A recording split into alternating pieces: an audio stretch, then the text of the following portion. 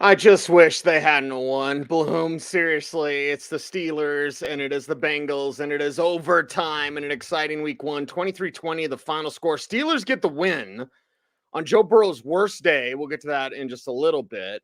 But they do it with an inept offense. They do it with incredibly swarmy defense. Like, the defense was so fun to watch, Bloom. But when you have that sort of offensive performance and then you win, it just reinforces more Mitchell Trubisky, which is not good. Najee Harris getting banged up. Honestly, I have no idea what Zach Taylor was thinking. Jamar Chase scored a touchdown that they didn't call a touchdown. And then, like, the next series, the next drive, Najee Harris got banged up. Then it goes to overtime. Then there's a clanker. Like, so many things to get to, but this just, it's negative reinforcement. Like, they won with Trubisky. They were able to do it on the road. And, barely. The faster this team gets to Kenny Pickett, the better it'll be, because this offense looked inept. I guess Chase Claypool's Deebo Samuel this year, right? Is that their wrinkle? Anytime Najee Harris touched the ball as a runner, it looked completely uninspired. Not on his part, but just the design, the execution. As a receiver, we saw Harris do some things. So box score, smock score. Yeah. I am not even going to bring that up for the Steelers side, Bloom, because they won, and I'm kind of disgusted about that. Yeah, but look, let's just be fans for a second. I hope that for everything we've poured into fantasy football, let's just be fans. Ed Bouchette, the legend for the Steelers, talking about the games. He's covered a lot of games. This was maybe the most exciting. He's not covering this one. A lot of people, Andrew Whitworth, tweeting about how it is to transition to being a fan. And even for us fantasy football nerds, let's just be a fan of this game. One of the most memorable games. One of the most memorable week one games. Cecil, we'll remember this game long after many Steelers playoff victories and losses. Just one of those games. And it was reminiscent of 2020 when Ben Roethlisberger went down and the defense just rolled up their sleeves and said, I guess we have to do it all ourselves. Okay. We can't quite do it all themselves. Actually, Minkah Fitzpatrick, when he's not doing it on defense, blocking an extra point to send the game into overtime. I love Minkah. Love Minkah. So the Steelers... Look, we got to say hats off to Mike Tomlin. When you're watching this team, you just feel the energy, the spirit of Tomlin in the team, in their approach, in their mindset. And that we need to say hats off to him. But he also, as you hinted at, he's saying, we're long leash. We don't want Mitchell Trubisky thinking if he has a bad drive, he's going to get replaced. But the thing is, it's clear that Mitchell Trubisky cannot unlock the value of Chase Claypool, of George Pickens, of Deontay Johnson. And I get it. I think that it's going to take a while, but I think from a fantasy perspective, maybe you play Deontay Johnson. It took a ridiculous catch in overtime just for him to be fantasy relevant in this game. And that's it. That's it for Pat Freiermuth. It does seem like Mitchell Trubisky looks for Freiermuth. So Freiermuth might be the biggest winner, if there's a fantasy winner, for the Steelers in this one, other than the defense. Play them until further notice. By the way, they get New England next week. Ooh, that's kind of fun. And then Najee Harris, late in the game, got bent backwards. We didn't see him after that. We're going to wait for post-game comments. We're going to wait for practice reports. We'll see some Jaylen Warren. But it is really back to 2020 for this team. The defense is going to have to win games. The offense did just enough. And I will give Mitchell Trubisky credit for this. And like you said, Zach Taylor with some mistakes. Punting the ball with 15 seconds left on the play clock with 1 minute and 3 left in overtime. And that's really a difference in the game. Because you punt the ball back to the 20. If the Steelers are getting the ball at the 45-second mark, then I almost say victory formation for the tie, right? Why even take a chance like Lovie Smith did? And we'll get to that. All right. But instead, Mitchell Trubisky makes a few plays, sees the little tiny bit like Ben Roethlisberger, right? Keeping the play alive, keeping his eyes downfield, making a play.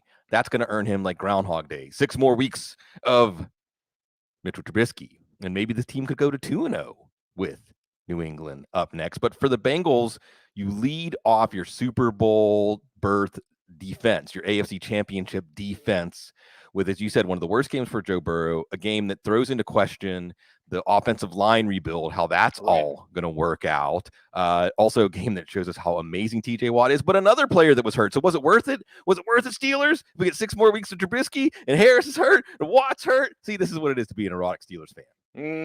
No, it wasn't worth it. And Joe Burrow was just like almost in a way toying with them, especially at the end, right? Starts off horrible, the pick 6, his first throw of the year.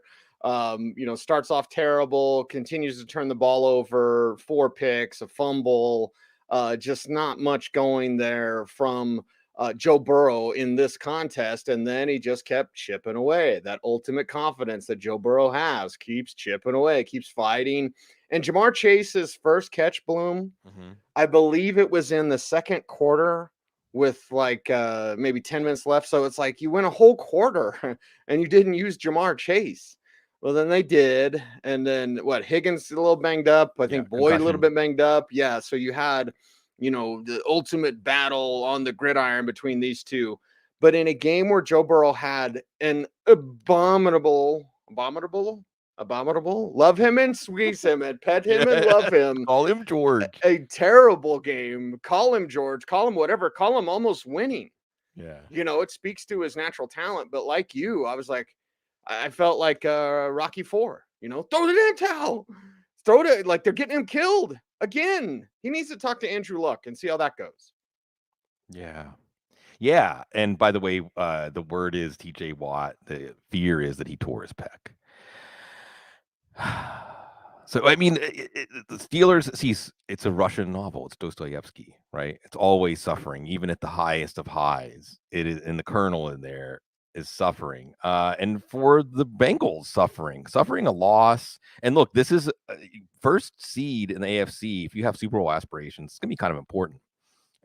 So these losses matter. I know it's only week 1, but this is a game that they could have won a lot of different ways. They even could have had a Jamar Chase touchdown with only an extra point to go ahead earlier if they had challenged it. Zach Taylor thinking here. Burrow, certainly a combative performance. I mean, he took hits. He made some mistakes. His offensive line let him down at times. He was facing a defense that was playing like they were possessed. And he still kept throwing punches and landing some of them. You had in this one a Minka pick 6 to get things going. You had Alex Highsmith looking great. Also, TJ Watt, before he left the game, had an amazing interception when he was jumping and being blocked and intercept the ball. Sutton had interception. Witherspoon had interception.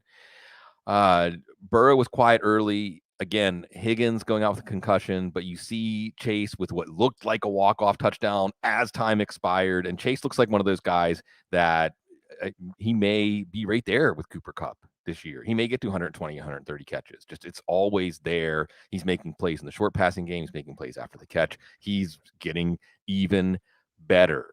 We also had Joe Mixon, especially late in the game as a receiver, doing some stuff. I know it's the Steelers, but you still see Joe Mixon looking like he's a good return on his value, a most important player in the running game and in the offense, and still a good offense facing the Steelers. Okay. Even Tyler Boyd had a touchdown. Hayden Hurst did a few things in this game. We'll see about T. Higgins. Next week they play Dallas. So that's a secondary I think that could be vulnerable.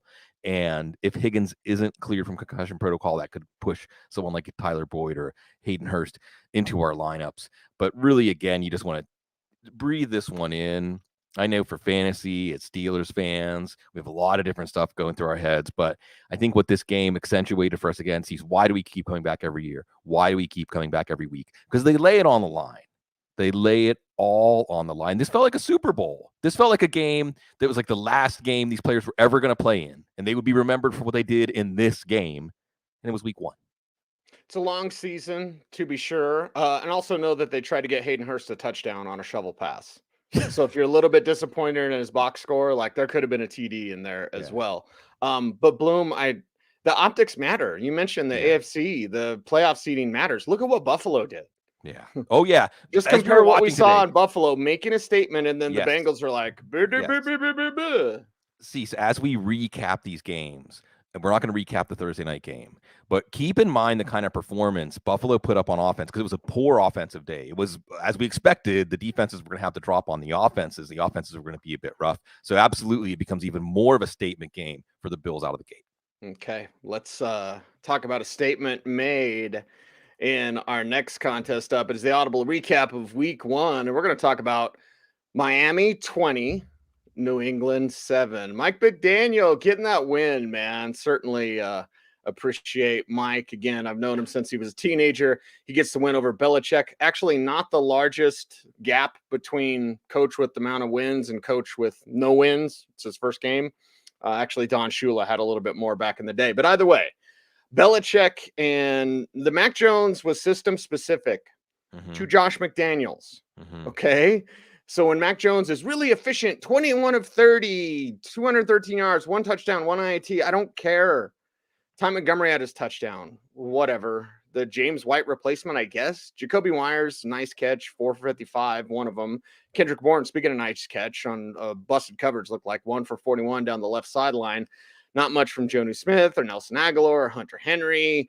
Ground game, they're going to split it. Well, it's not like the Dolphins exactly, ran away, although it was 17-0 at halftime. So they go away from that. But Mac Jones just isn't that type of guy to go out there and sling it, Bloom. Again, he's a system-specific quarterback, and that system was with Josh McDaniels. So what now? What now is an offense that, well, we can't really count on anybody week to week. Indeed, we actually saw Ty Montgomery getting that passing down role. You have Ramondre Stevenson and Damian Harris splitting the rest of the backfield, neither one truly standing out from the other. So there's no one in the backfield. You have Mac Jones spreading the ball around, dinking and dunking. One of the important plays was a testing Xavier Howard downfield on 4th and 1 in the end zone. There was a penalty on Howard that set up Ty Montgomery's touchdown, but then there was another one where Howard tipped the ball on a deep shot to Devontae Parker, and Javon Holland made the interception. They did have Kendrick Bourne sighting after a terrible summer, but again, no one standing out here. Johnny Smith looked like a bully with the ball in his hands, so that makes us less excited to play Hunter Henry, but not exactly excited to play Johnny Smith. It went the way that a Matt Patricia, Joe Judge coached offense against a defense, even without one of their top 2 corners, what you would expect. And again, it's the Steelers next week, even likely without TJ Watt. It's not exactly going to be a get right game.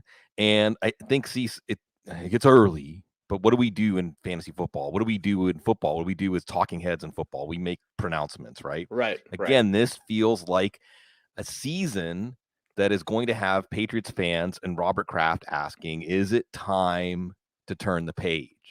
Because this team did not look prepared. They were outcoached. How many times have we said a Bill Belichick team was vastly outcoached? And Bill Belichick had a year to prepare, right? Like, he's preparing for a new head coach. And I love Mike McDaniel, but like, this just seems, and again, Bloom, here comes your proclamation. Yeah. This seems like Belichick's last year. Yeah. Well, it's like Willie Mays in a Mets uniform or something. It's whenever Franco Harris in a Seahawks uniform. Okay, thank you. I was going to be like, yeah, okay, yeah. It's when some players gracefully walk off the field on their own terms. Others have to have the game tell them it's not your time anymore. Not your time. Well, it is time to talk about the Miami Dolphins. It's still ugly watching Tua play. I'm sorry. It's the left-handed quarterback thing, because there's certain design plays where he's like turning around and spinning and then opposite of his arm. Like, that's just interesting. The Tyreek Hill, this is Tyreek Hill's new stat line, 8 for 94. 12 targets in this game. That's what they're going to do. If he tries to take off the top with him, well, usually Tua is going to underthrow him. Jalen Waddle even had to make some adjustments on his big play, the 42-yarder, 4 for 69 at a touchdown for Waddle. Chase Edmonds, as a receiver, here we go. Now 12 for 25 on the ground. It's remarkable to think that a Mike McDaniel team ran 23 times for 65 yards. Yeah. But you had that balance. You had 23 rushes. You had 33 passes from Tua. Edmonds getting most of his work as a receiver. So not much else from anyone else. Did Durham Smythe fumble that one? Is that right? No, I guess he didn't credit that one as a fumble. But anyway, so it was interesting the way that they won this one, Bloom. Hill, Waddle, maybe a dash of Edmonds here from a fantasy perspective, but certainly Mike McDaniel off to a good start. Yeah, and what you like the most about this Cease is that Mike McDaniel doesn't look like a football guy. He doesn't seem like an NFL head Looks like coach. a Starbucks barista. Right. And he doesn't have that alpha male presence, that CEO or the true leader where he stands out. You can pick him out in the room. That's the guy. But obviously he had this team prepared. And it was the 4th and 7 call. And Cease, I want to say that the broadcast team, as they're snapping the ball, said, I don't like this 4th and 7 from like the 45. Yeah. I don't like this decision. I don't like this. And Tua does make an accurate throw on time to Jalen Waddle, who takes it to the house. That's basically your difference in the game, or that's your play that just showed where the difference is between these teams at this point. And yes, Tyreek Hill is going to be just fine. Jalen Waddle, it can be both. Now, you're not always going to get a 4th and 7 long touchdown. It can be both. The running game may take a little while, but as long as it's making these plays set up in the passing game for Tyreek Hill, this will be an offense of modest success. And at least we see against an offense like the Patriots, the defense will still be good. So, Tua, not exactly a fantasy success story. Chase Edmonds, not exactly a fantasy success story, but ahead of Raheem Mostert and maybe against a less disciplined defense. I will say that for the Bill Belichick defense. It's a disciplined defense. Now, next week is Baltimore, still a very good defense. So we might see, and see, this is one of those things that we don't do a really good job articulating when we talk about fantasy football and matchups, is there are offenses that against a defense that lacks discipline or a defense that has certain weaknesses, everything's going to work and it's going to look great. But if there's a defense that makes them uncomfortable, then very little is going to work or less is going to work. So I think that might be we might see some games where New England plays a poor defense and Mac Jones, everyone's talking about him again, right? But Miami's not a poor defense. New England's not a poor defense. And really it went about as we expected here as far as offensive quality, but it was that coaching gap that really stood out. And again, next week we're going to see maybe a stiffer test for Baltimore Miami going to Baltimore, and for New England, you got to face the Steelers team, and you just hope that the Steelers have a bit of an emotional letdown because New England's not going to have anything handed to them this year. Can we have someone please tell Lamar Jackson no one's going to get the Deshaun Watson deal? Like, I personally know NFL executives who hate what Cleveland did, not because of Watson and the type of man that he portrayed himself as he is, but because of that money. Like it's like years ago, what was it, the Des Bryant contract, right? This is years ago, Bloom. And then teams are like, we're not paying that. We're just not going to give you that Des money. Well, they're not going to give you Deshaun money. The reported contract that Lamar Jackson turned down was very good, very healthy for him. But he goes out there and he plays well. It's Baltimore, the Ravens 24, the Jets 9. Jackson going 17 to 30, 213 yards, 3 touchdowns, 1 INT, 2 of them to Devin Duvernay. We talking about him on the waiver wire show, 4 for 54 and 2 touchdowns there. Rashad Bateman, 2 for 59 and a touch. Mark Andrews, 5 for 52. Oh, and Isaiah Likely, 4 targets, no catches, including that one on a 3rd down, Bloom, where you can tell the kid's he's not dialed in yet. And Lamar's like chirping at him, like, good, Lamar, go get him. The ground game, because, you don't have J.K. Dobbins. So you have Kenyon Drake, does nothing. Mike Davis does nothing. Lamar Jackson, 6 for 17 on the ground. So a modest day there, but they didn't really need to turn it loose because it was the Jets who, I guess, kind of hung around 10-3 at halftime, but 24-9 to finish this thing out. And Lamar Jackson, does Lamar Jackson things. Yeah, and I actually have as my first line here in this recap sees pay the man. And I think you're right that the Deshaun Watson, unlike, say, the Devontae Adams, Tyreek Hill contracts, the Deshaun Watson contract isn't necessarily creating that draft that other contracts can get pulled up by it. But if Lamar Jackson keeps playing like this, it won't matter. Because, and I understand Jackson's stance here, because if he just plays the next 3 years on next 2 years on a franchise tag, he's going to get most of the way to the 130 guaranteed at signing. He's going to get 90 million of the way there anyway. So, hey, I'm not going to doubt Lamar Jackson. I'm not going to doubt him for fantasy, even though he didn't have a great day as a runner.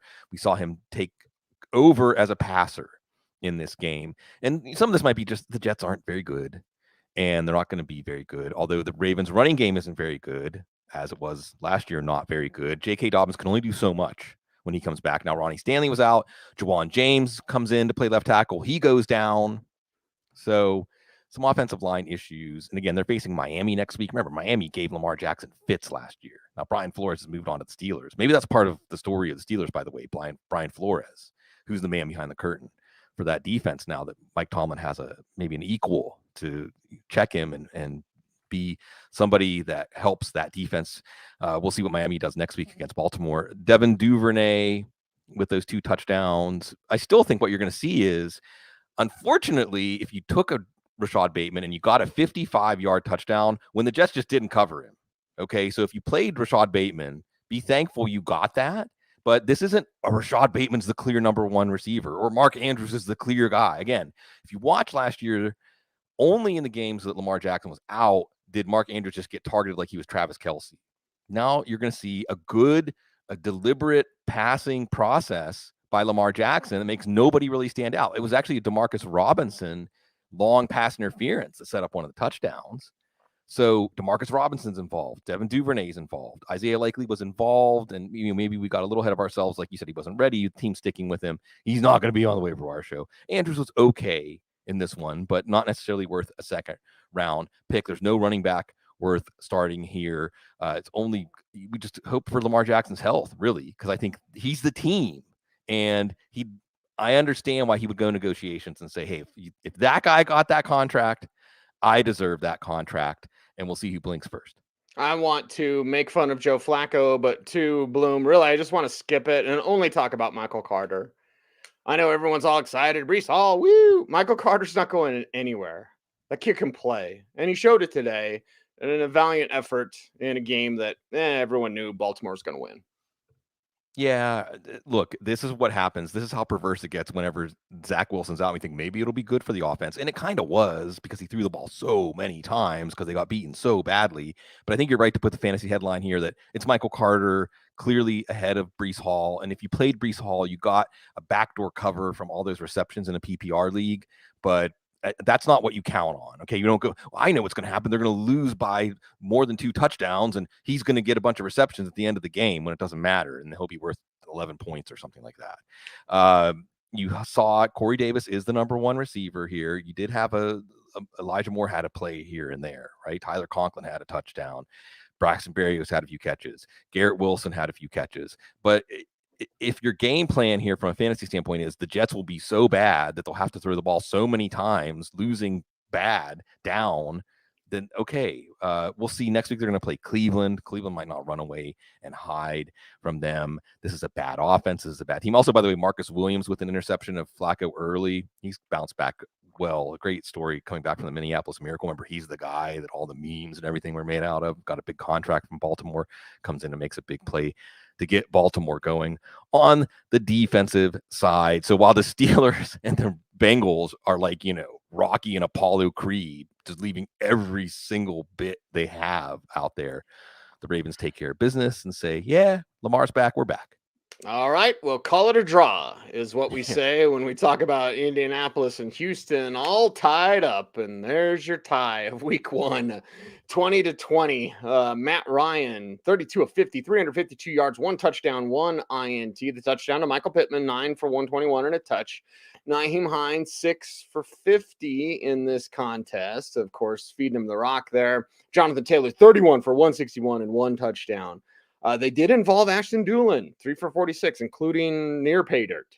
Paris Campbell, 3 for 37. Not much else from anyone else, and certainly none of the tight ends of note, but it was a battle that they fought back from. It was 17 points in the 4th quarter, but it was a goose egg in overtime that kind of disappoints you today if you're a Colts fan. Yeah. You wonder if the Falcons fans will talk to the Colts fans this week and say, yeah, we know your pain. And that Matt Ryan's a good quarterback. Matt Ryan is certainly not a quarterback that leaves you wanting anybody like Mitchell Trubisky, but sputtering in the red zone, it wasn't all on him on 1 4th and goal call, a wildcat snap to Nyheim Hines. Made no sense. Yeah. I mean, sometimes in this week 1, sometimes these coaches outthink themselves. Oh, by the way, that offseason storyline about we don't want Jonathan Taylor to have as many. I mean, what is he on pace for this year now? So he's 500 carries. He's looking like Gerald Riggs out there. but he certainly looks like he's going to be fine. And Ryan was distributing the ball well. And also, if you took Michael Pittman thinking that, hey, Matt Ryan is going to raise his floor, raise his ceiling, absolutely. That's happening here. Michael Pittman getting the first touchdown. There was a tremendous interception on a screen pass by Jerry Hughes. So, it wasn't like there were a lot of horrible miscues by Matt Ryan and the Colts offense, but it wasn't a good day. You also had Alec Pierce, the rookie, dropping one in the end zone. Another rookie, Derek Stingley, breaking up pass on going to Pierce in the red zone. So again, there were opportunities here. Familiar story. Matt Ryan offense getting bogged down in the red zone. The Colts were the better team. I think you watch this game and you'll see the Colts are clearly a better team than the Texans, which again is hats off to Lovie Smith getting more out of this team than they really have on the roster, just like we saw last year. And for the Colts, who went into this season thinking, hey, we're going to take that step. We have Matt Ryan now. We're going to be ahead of the Titans. We're going to be a team that can host a playoff game and maybe bring some things back with this roster construction we have. Chris Ballard and all of his savvy moves. You walk away with a tie in week 1 against the Texans with Davis Mills starting. Not exactly the plan. Yeah, and Davis Mills, the main thing in watching him, Bloom, is he's very steady. He doesn't get rattled. Doesn't look like he cares a whole lot about the pressure that he's facing. That's a good thing. That's a positive. That's a compliment. 23-37, 240 yards, 2 touchdowns, no INTs, both touchdowns to O.J. Howard. And I will publicly shame anyone in my fantasy leagues that goes out and grabs O.J. Howard because he won't score 2 touchdowns the rest of the year. Brandon Cooks, 7 for 82. Chris Moore, 3 for 31. There's Rex Burkhead getting 14 for 40 on the ground, and then 5 for 30 as a receiver. Nico Collins, 2 for 26. There's not much there. And then Dameon Pierce. It was disappointing with Alec Pierce on the other side because he's more of a consistent, reliable target. At least he was at Cincinnati. And then it was disappointing with Dameon Pierce because there's been quite a bit of hype surrounding him, legitimate hype, Bloom. But even since the Senior Bowl, the people that don't pay attention or don't know what they're looking at, we're just enamored with Dameon Pierce because he's really good, but it didn't look like that today against the Colts. No, he only got about 30% of the snaps. And look, they got a tie against a team probably favored to win their division. So I don't think that this is a game where you say, they're going to abandon this. Now, that being said, obviously establishing the running game would have allowed them maybe to nurse this lead and have a better outcome. But Dameon Pierce, don't drop him, but don't put him in your lineup. Not until we see this running game. Denver next week, by the way. Indy gets Jacksonville. I didn't mention that. Indy goes to Jacksonville. So they'll have a chance to redeem themselves.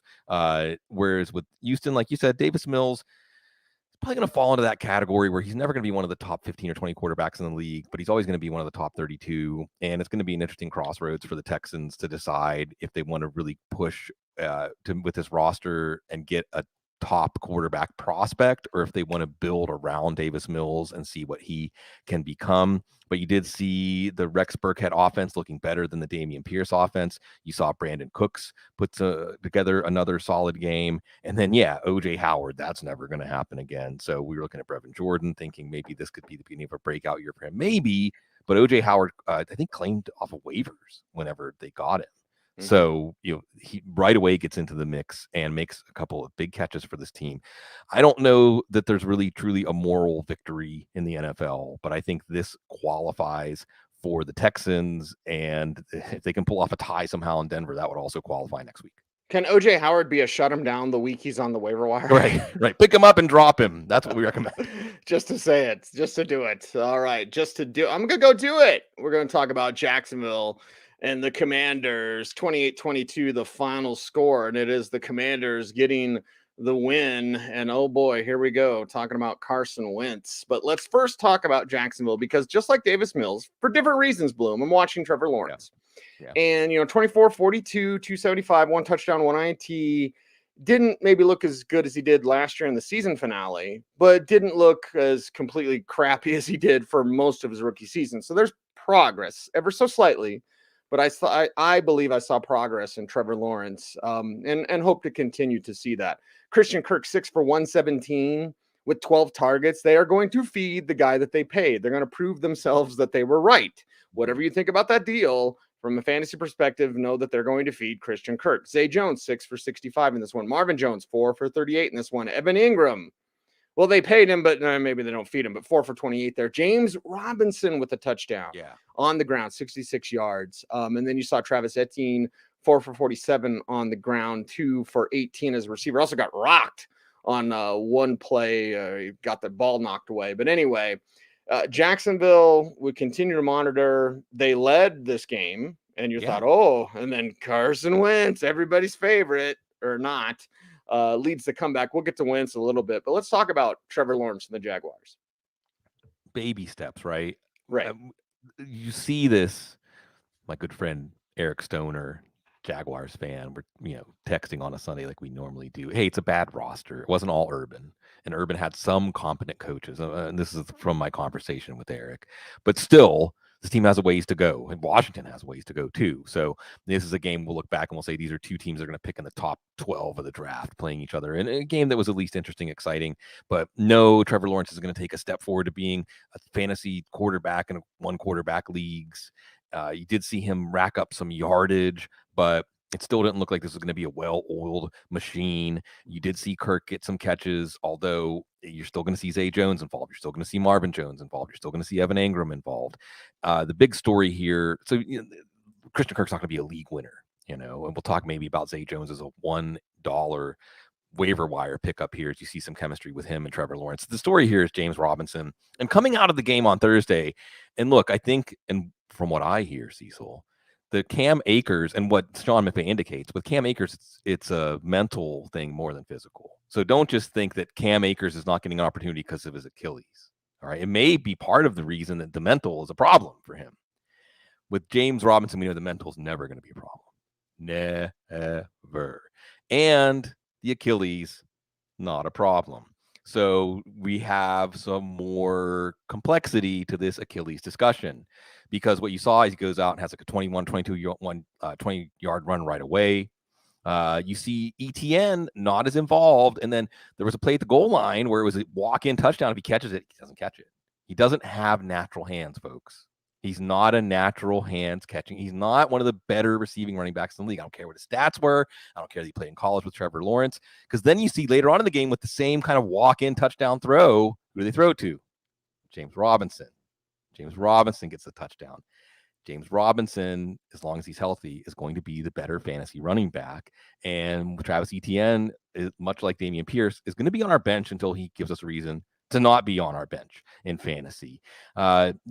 This team had chances here. We'll talk about Travon Walker. That pick's going to work out. That looks good. Can't put him on offense, unfortunately. And this team did enough on offense, at least hang around, which is a little bit of a change from last year. And you give them a chance. Hey, Indianapolis ties Houston, then Jacksonville has a chance with Indy coming to town next week. But they'll certainly feel like they let one get away this week. Well, and with Jacksonville, there's certain teams that are just perennial losers. Yeah. And they just get that atmosphere around them, like, well, we're just losers. You didn't see that with Jacksonville today. No. So again, not a win, but a positive in the fact that guys weren't giving up. They had that spirit of James Robinson, which really, really helps. The player I'm most excited about, Bloom, perhaps on the entire waiver wire, is Jahan Dotson. Because what we saw, and yes, it's because I talked to KJ Hamler about him, and Hamler's like, I taught him everything he knows. Well, he's actually been more productive than you now, KJ, but still, like 3 for 40 and 2 touchdowns. Notice how I'm skipping Carson Wentz because, well, nobody likes Carson Wentz. Terry McLaurin, 2 for 58 and a touchdown. Curtis Samuel, 8 for 55 and a touchdown. Also 4 for 17 on the ground there. Terry McLaurin, who I already mentioned. Antonio Gibson, 7 for 72 as a receiver.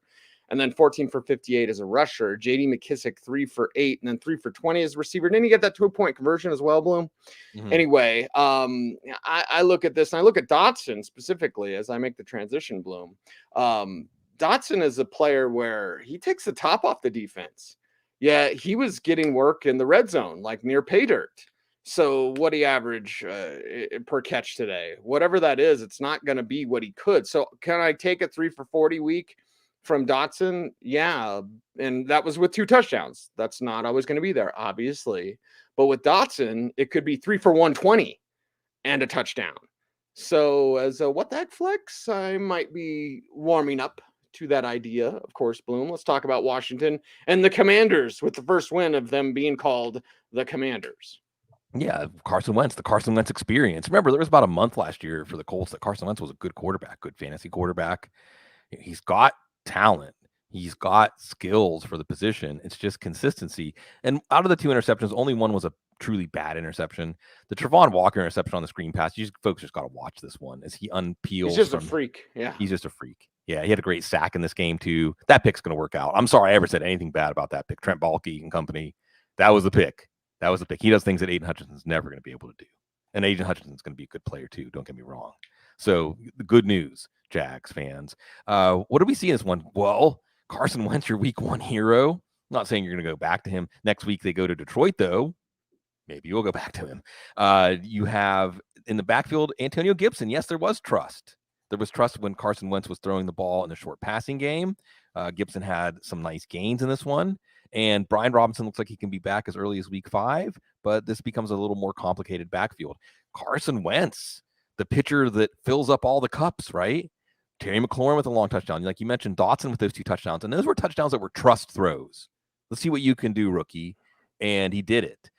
You even had Armani Rogers making a play here from tight end. And Curtis Samuel. See, so I don't know that's Curtis Samuel ahead of Jahan Dotson on the waiver wire. We got a lot of Washington Commanders on the waiver wire, which just shows how low our expectations were for this offense, right? Right. Curtis Samuel's healthy.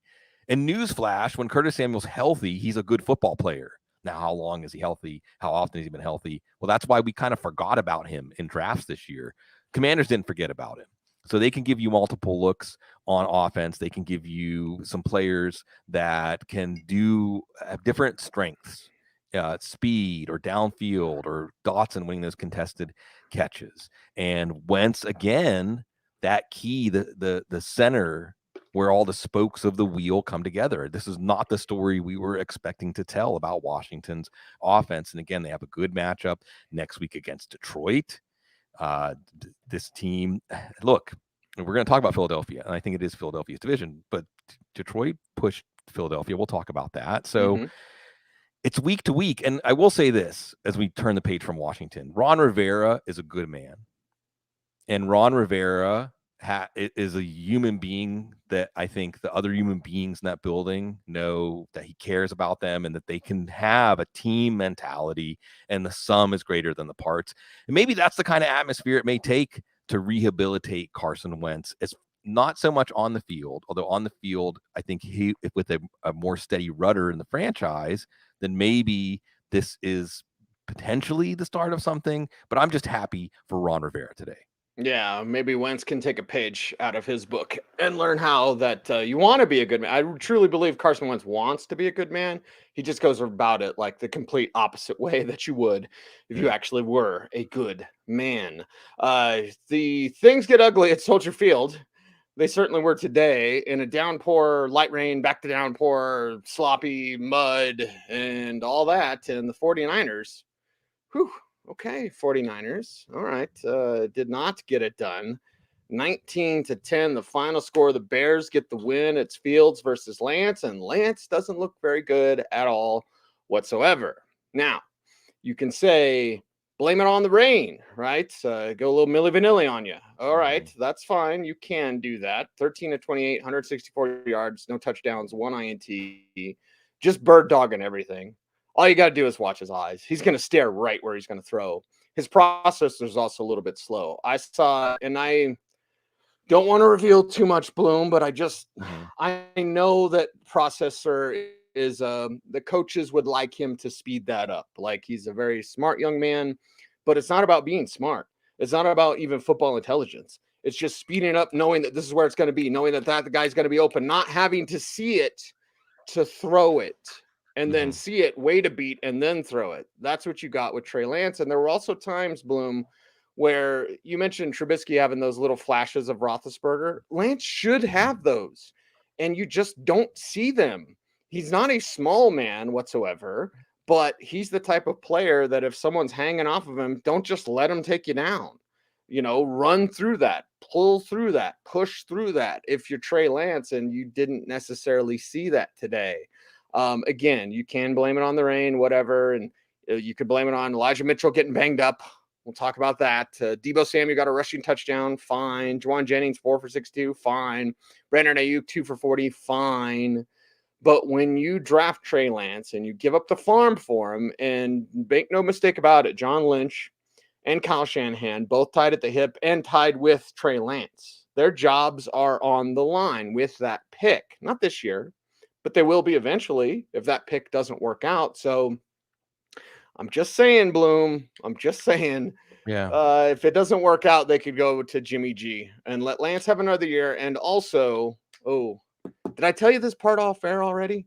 Lance might have to wait behind another quarterback next offseason. That's what I'm going to say about that. Yeah.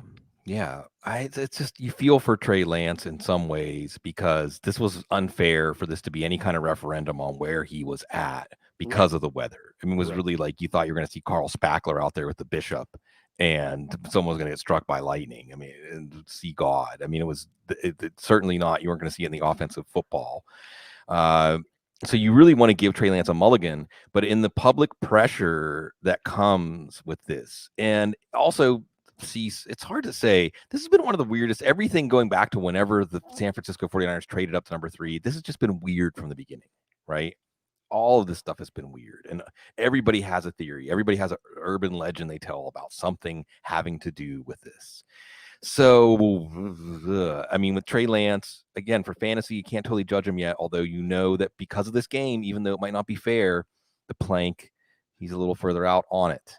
And Jimmy Garoppolo gives them somebody that at least they know what Garoppolo can do in the plays that this offense makes easier for the quarterback, they make easier for him.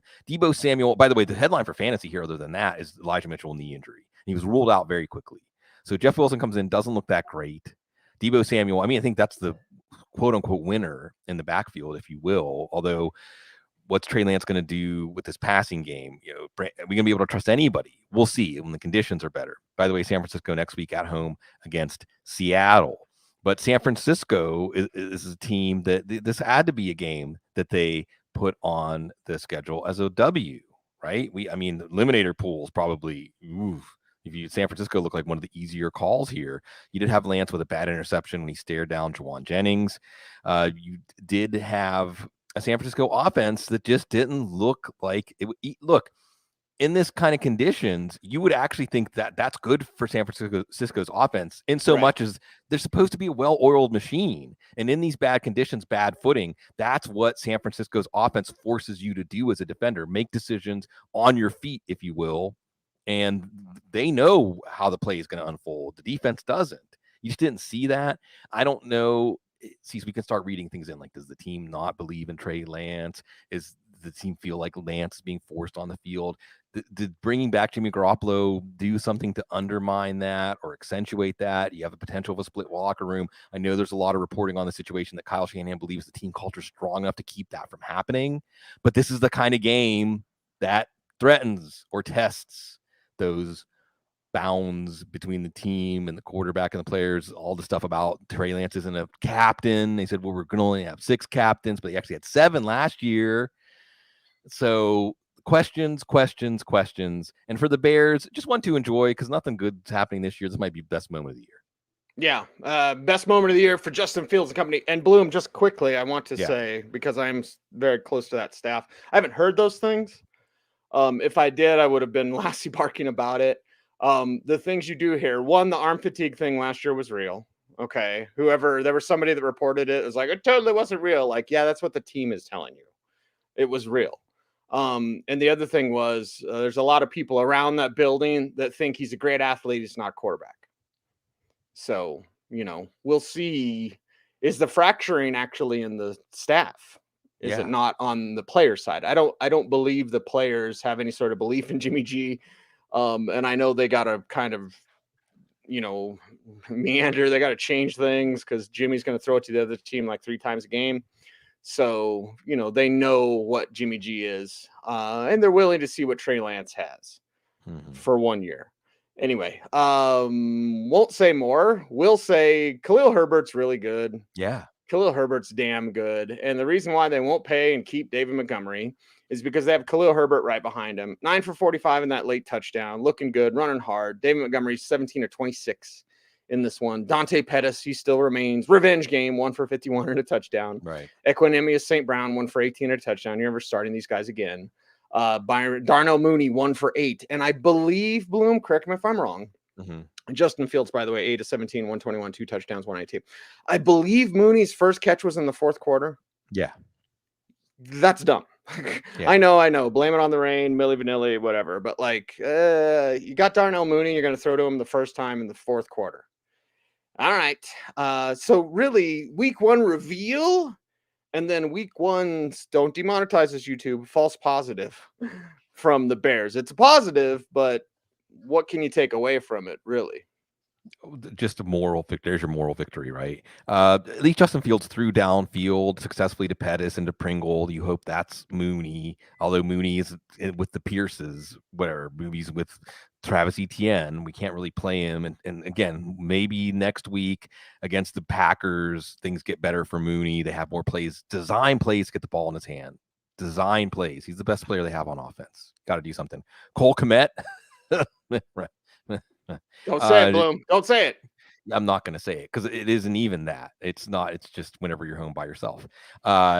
Look, this offense is not going to give us anyone that we can trust, even Khalil Herbert. Only if David Montgomery gets hurt can we trust Khalil Herbert. You're not going to see David Montgomery relegated to a pure backup, but it was not necessarily 100% clear, but it certainly had inklings that Herbert was a better runner than Montgomery at this point. Montgomery's a better receiver than Herbert, but in this offense, again, out of these conditions, Green Bay's a tough defense, so we may not learn that much more next week. This is an offense.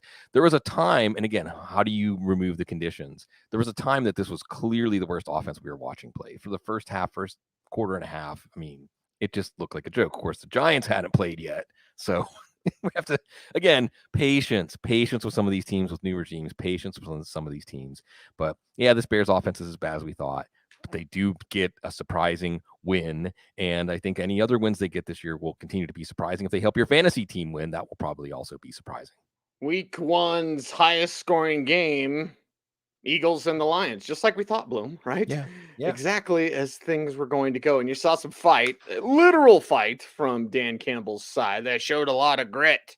All right, he still didn't win. 38-35, the final score. The Eagles get the win. Jalen Hurts, 18-32, 243, no touchdowns, no INTs, but on the ground, 17 for 90 and a touch. They got everybody involved. It was like Oprah.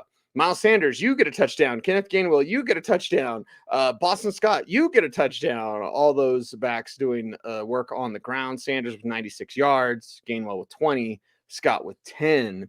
A.J. Brown, the man you made the move for, the man you paid, 10 for 155. Monster contest. Dallas Goedert, 3 for 60 in this one. Not much else for anyone else receiving-wise, but on the ground, 216 yards and 39 rushing attempts, 32 passing attempts.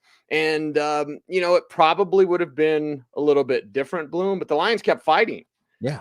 Like the Eagles would get up and like, oh, okay, here we are, and the Lions are going to line. Again, I'm watching the mental thing, right? Like Jacksonville. Are you going to check out? Are you going to check out like, oh, we're just losers? Like the Lions didn't because Campbell won't let them. Yeah, and this offense is a good offense, but the defense is not, which, again, we're going to see Washington. Maybe Carson Wentz keeps it going. But for Jalen Hurts, and look, if you have Jalen Hurts, you should be thrilled. It wasn't a great fantasy game for Jalen Hurts, it was still very good. But remember, you had 3 rushing touchdowns in this game for running backs. You also had a game where, like Cecil was saying, the offense was doing so well that they kind of coasted, and at the end had to make a few plays to make sure they got the W. So Jalen Hurts to A.J. Brown, that is the big connection. Dallas Goedert did enough that you're going to continue to have him in as your tight end 1. The big plays are there for him. And then Devontae Smith, well, how long until he's on the shut him down list? Depends on the length of your bench, but I think he's just going to be, this is an AJ, but we heard this. So by the way, I haven't been doing this. I could have been doing this. I was doing it this morning on the Start Sit Show. Whoa, sorry, Joe. Start Sit Show. And look, I always got to slow down when you say that. I know, always. YouTube robots have already been like, yep. Shut them down. I'm on the shut them down list this week. Yeah, right. The week 2 shut them down. What happened to Bloom? Would you come to the office and bring everything in the desk, please? You said Stardom Sit-em Show. Yeah. Sit-em right. Show. Stardom Sit-em Show. Remind me to never do that again. But the point is, there's the preseason narratives, and we're checking in on those after one game, right? And certainly that this is an A.J. Brown pass offense, check. Yes. That this is going to be an offense that is very difficult to defend. Check. You're going to see against bad defenses that are under construction like the Lions. This is going to be easy. And my way of putting it, Cecil, was Miles Sanders, Boston Scott, and Kenneth Gainwell walk into a bar. The bar is called the Lions End Zone. So that's just how it's going to go. And we saw this in the second half of the year. This is going to be a team with their offensive line that can run at will. Now they have a big-time downfield target. And Jalen Hurts making things happen. I think we could easily see Jalen Hurts be the quarterback on a lot of fantasy championship teams. There was one, Jalen Hurts almost had a second rushing touchdown. Sanders got it. But Jalen Hurts is still going to be an option at the goal line. This team's going to move the ball very well. And by the way, Miles Sanders, on that note, we shouldn't have listened to him. The right way to interpret that, going back to June, he said, don't take me in fantasy leagues. That was because he was frustrated. And in some ways, that was, I don't want to say a positive indicator, but an indicator that he had motivation. And he looked good. He's the lead back for this team. Yes, you're going to see Gainwell. Scott's touchdown just felt like a ceremonial touchdown for him. So I think Sanders is a guy, unlike some of these players we've been talking about that we say they're on your bench until they give you a reason. Well, Sanders is in your lineup until he gives you a reason to take him out. The Eagles are the favorite in this division, but they're facing a Minnesota team. Minnesota and Philadelphia, big time showdown in week 2, based on what we're seeing in Minnesota against Green Bay. It looks like it. Yeah, we will not be recapping that game, but we got to wrap this up so we can go watch that game. Yeah. Because it's really, really exciting. The Lions, we will be talking about your friend and mine, Jamal Williams, on the Waiver Wire show, because it's clear DeAndre Swift is going to get his 15 for 144 and a touch. And then when they get close, Jamal Williams is going to get some 11 for 28, 2 touchdowns for Williams, also a catch for 2 yards. Swift had 3 for 31 as a receiver. Amon-Ra St. Brown, 8 for 64 and a touch. DJ Chark, 4 for 52 and a touch. TJ Hawkinson, all 4 for 38. You're fine. You still have TJ Hawkinson and Jared Goff, 21 to 37, 215 yards, 2 touchdowns, 1 INT. So lots of fight. Again, Bloom, literal fight from the Lions. Some extracurricular stuff, pushing and shoving. And, well, Bloom, I also have to say I'm like Pavlov's dog, because once you said that, I immediately looked for a dump button, and then I realized, oh, we're streaming. There is no dump button. So. FCC can't mess with us, though. Yeah, but YouTube can. Yeah, I don't mind if YouTube has me on the list. I don't want to be on any FCC list, though. So Detroit's offense is going to be good.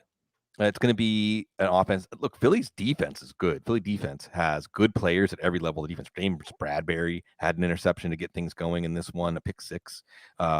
It was Kazir White with the tip. But you did see, as we expected, Amon-Ra St. Brown involved as a lead blocker, getting a touchdown on a wonderful play design. And even though it's short passes, even though it's not going to be great for yards per reception, last I checked, that's not a fantasy stat. Amon-Ra St. Brown, a fantasy wide receiver 1 today. DJ Chark getting a touchdown in the comeback effort. And you say, well, you don't count on that every week, although at least until Jameson Williams is back. Certainly we're going to talk about Chark. I don't know if he's on the waiver wire in a lot of leagues, but we got to be very comprehensive. DeAndre Swift looked fantastic. Just shot out of a gun. Incredible acceleration. And know that Jamal Williams' touchdowns came right after big plays by Swift. So if this offense isn't using Swift big plays to get downfield, maybe we will see. I think Swift's touchdown was on a 4th down, so maybe we will see more. But Swift, obviously a big hit. If we were going to list players from these early games that if you took him in a fantasy league, you're smiling like the butcher's dog. Yeah, DeAndre Swift is one of those guys, and we'll see if Jamal Williams gets those chances, because it wasn't like they were efficient running inside, although no, that they were also having some injuries. They were coming in. Frank Ragnow, the top center, was a little banged up coming into this one. But you see this team has a never say die attitude. They have that Dan Campbell DNA. Certainly people that like to bet and like to see those backdoor covers. Dan Campbell is a big generator of those. I think for Lions fans, I know my good friend Uriah Zane Hunt was there. His first Lions game he's gone to in a long time. And even though it wasn't a win for Lions fans, things are getting better with Dan Campbell, one of our favorite guys. I know he has a lot more fans now. And even though this game wasn't a win, it's another one that's going to gain more fans for this team. New Orleans and Atlanta is up next, and the Saints get that W, but it takes some doing, and it takes some Michael Thomas. One of the players I was most happy for today was Michael Thomas, Bloom, because so many people, and listen, there were some legitimate question marks about what's he going to look like, what's he going to perform like, but there were also people questioning his heart. or his love for the game. And that is something that's very damaging for players because they'll hear that. And it's like, come on, man. Like there are certain players that don't necessarily love football. But when you have coaches that tell me about Thomas and his, work ethic and his drive and his desire, okay, like that's something I'm going to listen to more so than the doubters and the haters. But it was great to see Michael Thomas in the end zone. You saw it meant a lot to him. 5 for 57, 2 touchdowns. Both of the touchdowns that Jameis Winston threw, 23, 34, 269, 2 touchdowns.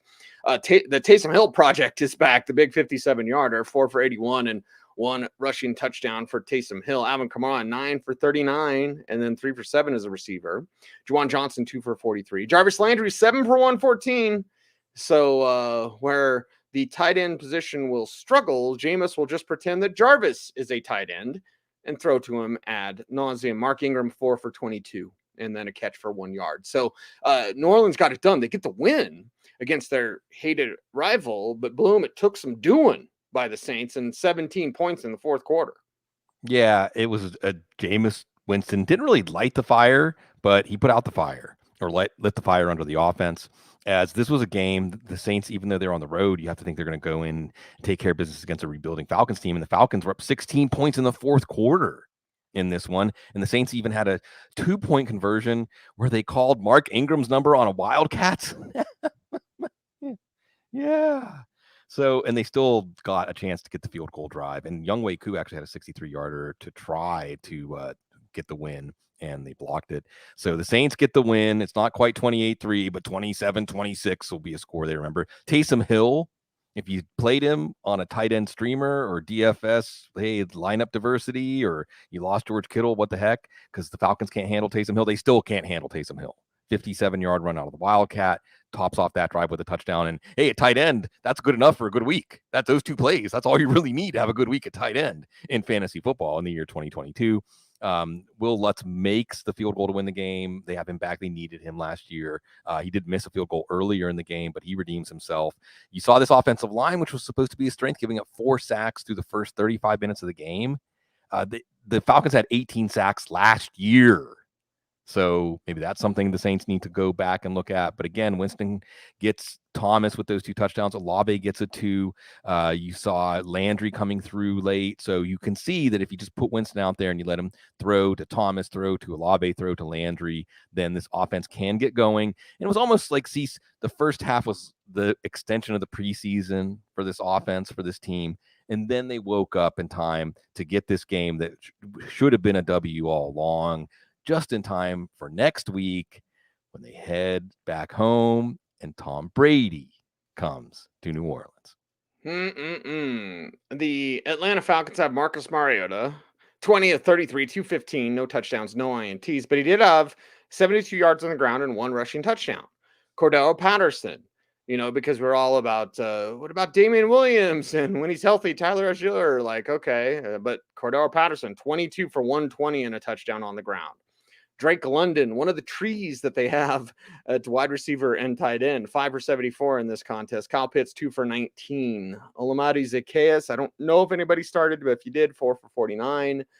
Patterson, by the way, 3 for 16 as receiver as well. So an interesting way that Atlanta was in this one, but the way they were was, well, as much Cordell Patterson as you could handle, and then Marcus Mariota having no shame in pulling the ball down and running. Yeah, he did well as a runner, unlike Mitchell Trubisky. I would say when you're the out as a fantasy quarterback for these guys in their maybe last chance as a starter with Mariota as a runner, it worked out. He got a rush touchdown after a pass interference committed against Olamide Zaccheaus, who also had a fumble in this one. Damian Williams leaves with a rib injury. That's part of the reason that Cordero Patterson got such a big workload. But the other reason is he's good. He's just good. The Saints had not given up a 100-yard rusher in a long time. And this is not the team you would have guessed that would have broken through. But it was Cordell Patterson. We're not going to start sick questions about him. It is against the Rams next week, but still, with Damian Williams with that rib injury, Tyler Algier wasn't even active for this one. It was Avery Williams, the converted cornerback, who was the other active running back in this one. And otherwise, Drake London had a few plays. I think that there's a few defensive breakdowns for the Saints against him, but he did better than you expected. Cease, the big question here is Kyle Pitts. Here we are again. Kyle Pitts is that good. Kyle Pitts is a Calvin Johnson level talent. Kyle Pitts in year 2 is going to maraud through.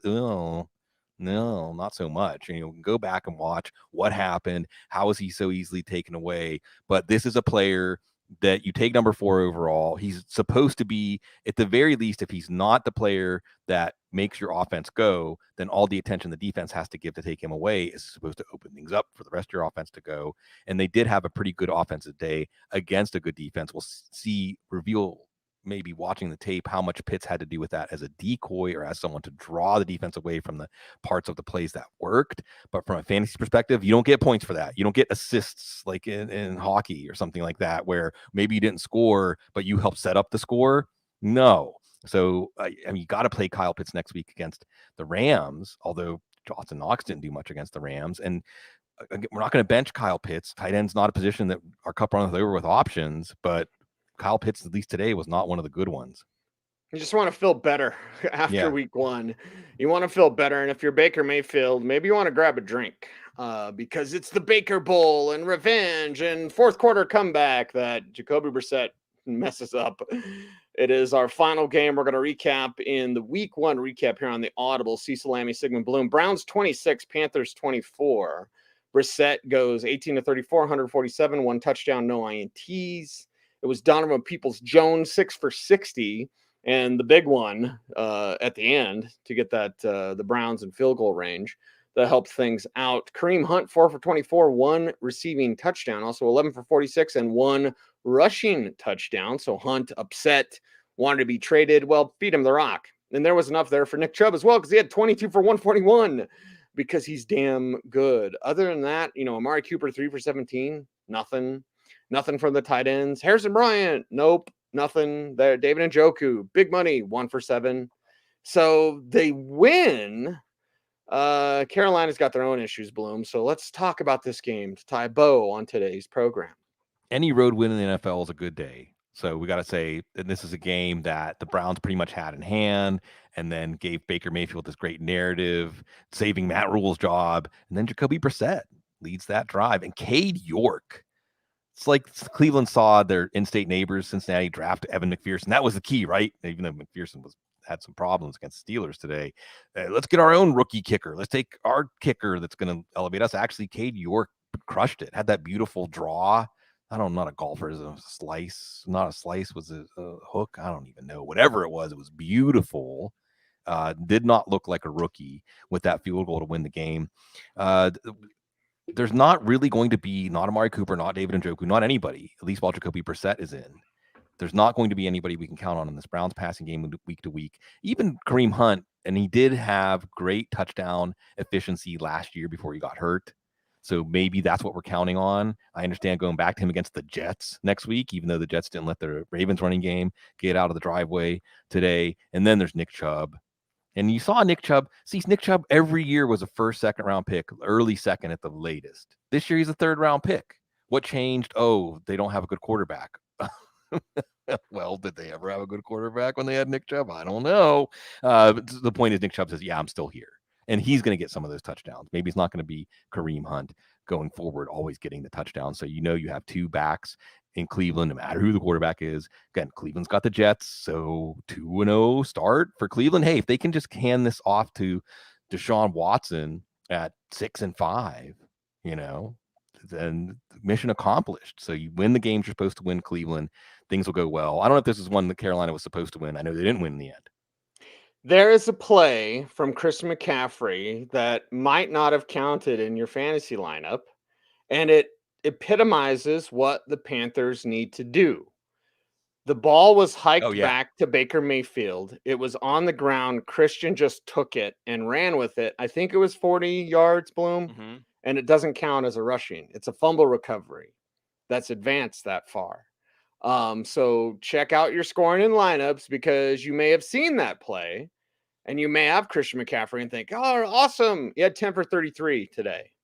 That's it. A rushing touchdown. Baker had a rushing touchdown too. But the more that he could take the ball away from Baker and just do it himself, the greater it would be. The game plan here was just inept.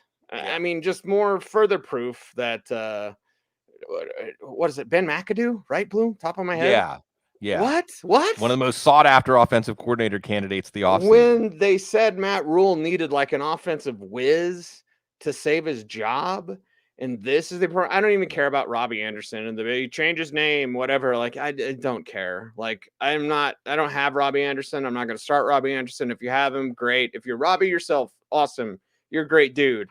Love your hair. But none of this matters outside of what Christian had to do himself. Like, the design of this offense for Baker Mayfield, who was mostly trash, mostly garbage in a game that was supposed to be your Super Bowl, and Matt Rule, where you're supposed to be coaching for your job. Matt Rule won't make it through the full season. No. If the ownership in Carolina, and there's a lot to be said about that, if you have a bad owner, you can tell. Like, or you have no owner, you can tell. If you have a pretend owner, you can tell, Bloom. And I'm not going to go any further than that. But anyway, like, Matt Rule's awful. Baker Mayfield's awful. Like, whatever. This is what you get. But this entire game plan, in watching this game against the Browns, screen passes, draw plays, slow down that rush. That's football 101. How many of those did we actually see in this design? There is no design. They don't have any plan. Disgusting, Bloom. Disgusting performance. Yeah. This was a game, I think, that Rule was the best odds, lowest odds, least payout odds of the first coach to get fired. And I wondered if he was going to get fired before the end of the game. Now, Baker Mayfield salvaged some stuff here, and it did take Cade York. It did take Jacoby Brissett, or this could have been Baker Mayfield's day and Robbie Anderson's day. He had that one big play. With McCaffrey, he still looks just as good. So maybe throw out a buy low offer for him, because you would hope that rational coaching dictates that this guy's the centerpiece of the offense. He needs to touch the ball on half, 40%, 50% of the plays. That's how you keep your team in the game. DJ Moore, we thought there's some potential quarterback incremental improvement with Baker Mayfield. Well, it didn't result in a lot for DJ Moore in this one. We'll watch that going forward. Ian Thomas had a big catch. This offense was snoozing until Ian Thomas's catch. That's when McCaffrey got his touchdown, and this team did come back off the deck in the second half. Now, next week, can it get worse than, speaking of Ed McAdoo, can it get worse than Carolina? Yes, it can. The New York Giants. So maybe we put off the Matt Rule getting fired for a few more weeks, because, wow, if it's this bad against the Giants, then we know it is very bad. But it was a very good week one set of early games, heart thumping, and enough, hopefully, folks out there to make you forget about your fantasy teams, forget about how you were doing, forget about how you drafted, what you need to do on the waiver wire, whatever, buy low, sell high. It's football. Enjoy it. Yeah, it's back, and it was so good. Red Zone, Bloom, is how I enjoy my Sundays, Sans Broncos football. But it was just good to shut the brain off and enjoy some football, and lots of turnovers. This is early season football with nobody really doing much in the preseason. This is kind of what we're going to get, but wait till we hit our stride, because this league, it always provides. Yeah, for us especially, because of y'all, great people out there. So we're going to be spending some Sundays together. We look forward to it. Look forward to seeing Sigmund Bloom's fit. Not many can pull that off, Bloom. So there you go. Bucket hat and bucket hat shirt with the bucket hat. Thanks to Matt Waldman on that. Yeah. If you're wearing a kilt, it'd be perfect.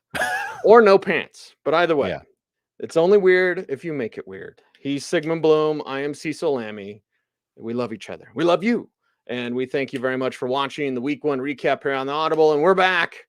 I don't know how many shows we have each week, Bloom, on our YouTube channel and our YouTube shorts and everything, like a million or whatever the number is. But do all those YouTube things, like, comment, share, subscribe, hit the notification bell so that you never miss a vid. Subscribe to all of our shows via Spotify, via Apple Podcasts, or however you take in your shows. We appreciate you. We thank you very much for listening. He's Sigmund. I'm Cecil. We are the Audible. Everyone out there, stay tuned and stay frosty.